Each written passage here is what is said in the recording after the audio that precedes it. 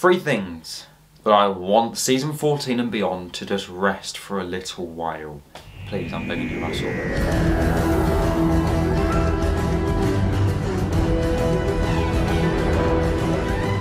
Hello guys, welcome back to New HQ. I'm Matt, and today I'm going to be speaking about 3 things, not 5, just 3. It's an odd number, I know, but I can only think of 3 things, and they're quite big points of things that I don't want to be carrying on for season 14. Let's start from number 3.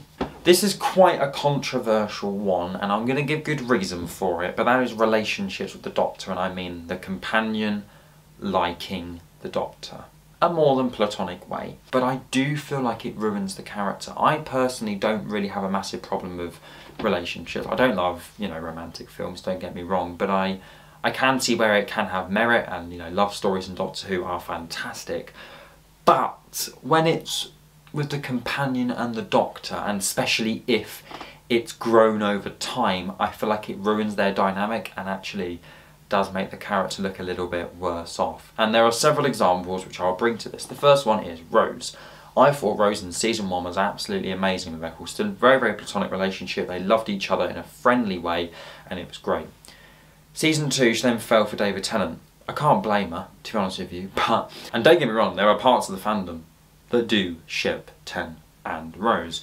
But personally, I thought that it made her seem quite jealous and make her look more weaker as a character. From how she was with Eccleston, it changed so much with Rose, which did give a different dynamic. I get that, and I do appreciate that it gives different dynamics, but did it make her better? No, it made her more of a needy, jealous person who relied on a man. It seemed a bit boring to me. We've had that before in media for the last millions of years. Let's change up a little bit. Doesn't ruin her, I still love her so much, but just think how it could have been better. Yes, it does make the ending for them much sadder when they reveal that they love each other in the end of season 4. The ending is much more emotional, but maybe some of the stories and the way they interact with each other felt a bit more, ruined it a little bit.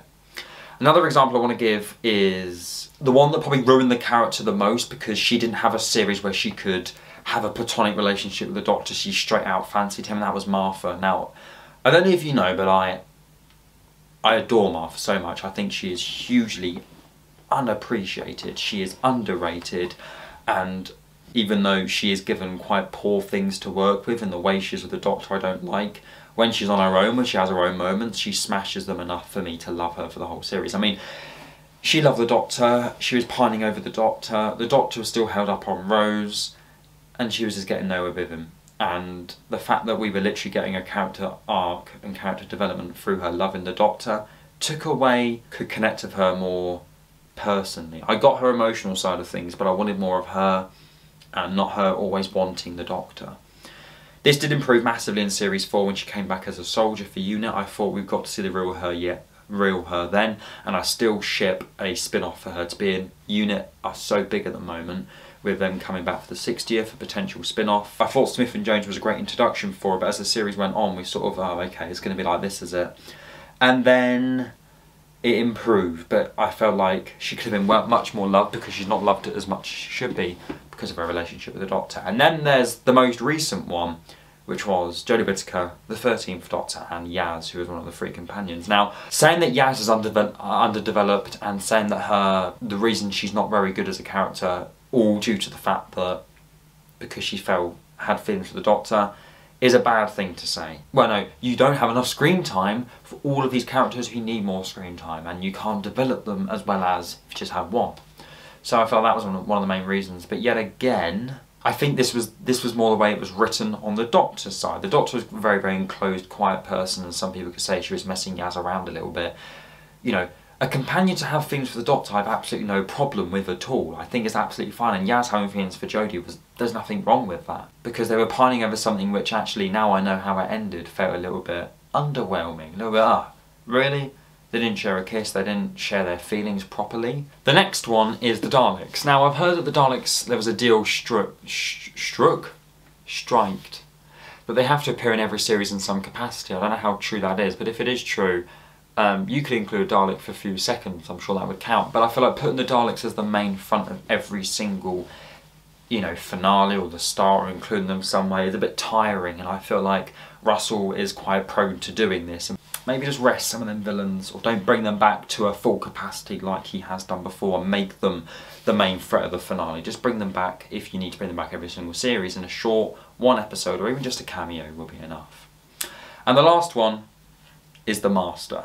Now the Master is not used as much as the Daleks. Obviously he wasn't in Matt Smith's era at all, but he was massive in David Tennant, he was massive in Peter Capaldi, he in Peter Capaldi I should say, and was quite big in Jodie Whittaker. Now I haven't got this much of a problem with, you know, with the Master to the Daleks, but I feel like, because I like all the Masters, I love John Sim, love Michelle Gomez, love Derek Jacobi, can't forget him in Utopia, and I love Sacha Dhawan. Bring them back, bring him or she back sooner than the Daleks, but leave them at least for one series, at least leave them for series 14. There are so many other villains from the Doctor that they could bring back, and I respect the Toymaker coming back for the 60th, I do get that, but there are so many others that you could bring back, or even create a new one. So let's do that. Let's, new era Doctor Who, series 1, let's really sort of bring something new in, and I feel like the Master does have a lot of history of the Doctor, and you can open up new dynamics between them, but it's time to leave it for a little while. Bring them back, but not just yet. So let me know what your thoughts are. If you think I'm correct, if you think I'm completely wrong with my views. If you are new, please do subscribe and give this video a like. I'll see you all very, very soon. Goodbye.